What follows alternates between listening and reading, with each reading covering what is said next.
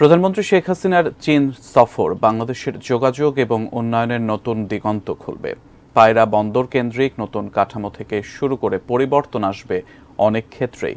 তবে তিস্তা মহাপরিকল্পনা নিয়ে ইতিবাচক কিছু এবার হওয়ার সম্ভাবনা কম দেখছেন বিশ্লেষকরা। বলছেন, ঋণ নেবার ক্ষেত্রেও সতর্ক থাকতে হবে, বিবেচনায় রাখতে হবে নিজেদের সক্ষমতাও। দেশের সম্পর্ক গাঢ় থেকে গাঢ়তর হতে থাকে, নিশ্চয়ই সেটার একটা প্রভাব আশেপাশে পড়ে।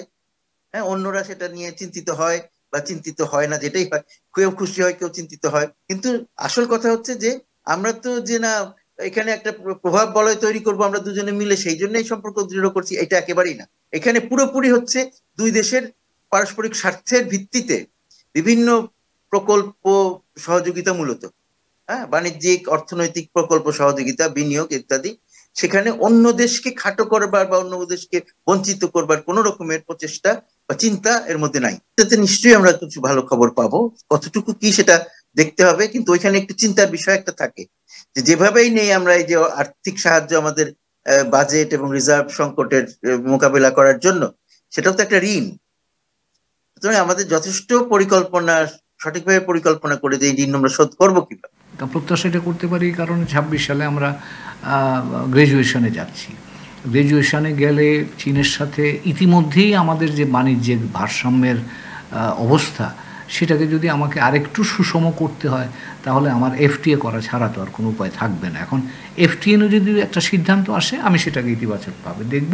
পায়রা বন্দরকে কেন্দ্র করে আরেকটা বড় অর্থনৈতিক কর্মকাণ্ডের জায়গা তৈরি করার ক্ষেত্রে চীনা সহযোগিতার প্রত্যাশা করা হচ্ছে। এখন সেটা যদি চীন রাজি হয়, তাহলে আমার ধারণা আমরা মাতাবাড়িকে কেন্দ্র করে যেরকম একটা বড় পরিকল্পনা, বড় কার্যক্রম বাস্তবায়ন করছি, এখানেও আরেকটা সেটা হতে পারে। আমি বলি এগুলি এক ধরনের হাব হিসাবে তৈরি হতে পারে। এমআরটি ঢাকা নারায়ণগঞ্জের, সেখানেও চীনা বিনিয়োগের একটা সম্ভাবনা আমরা দেখেছি। জাপানি বিনিয়োগে তো আমরা এমআরটি ইতিমধ্যে চালু করলাম। এখন সেটা এক্সপ্যানশনের জন্য যদি চীনারা সহযোগিতা করে, তাইলে এখানে একটা মাল্টিপ্লায়ার এফেক্ট আমাদের আসবে। মাননীয় প্রধানমন্ত্রী ভারত সফরের থেকে মনে হলো যে তিস্তার পানি উপরের থেকে, উজান থেকে ভাটিতে আসবে এরকম সম্ভাবনা খুব কম।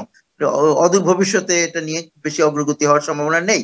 এখন এই প্রশ্নে সিদ্ধান্ত গ্রহণের ক্ষেত্রে কি কি পার্শ্ব প্রতিক্রিয়া হতে পারে, সেটাও কিন্তু বিচার বিবেচনা আসবে।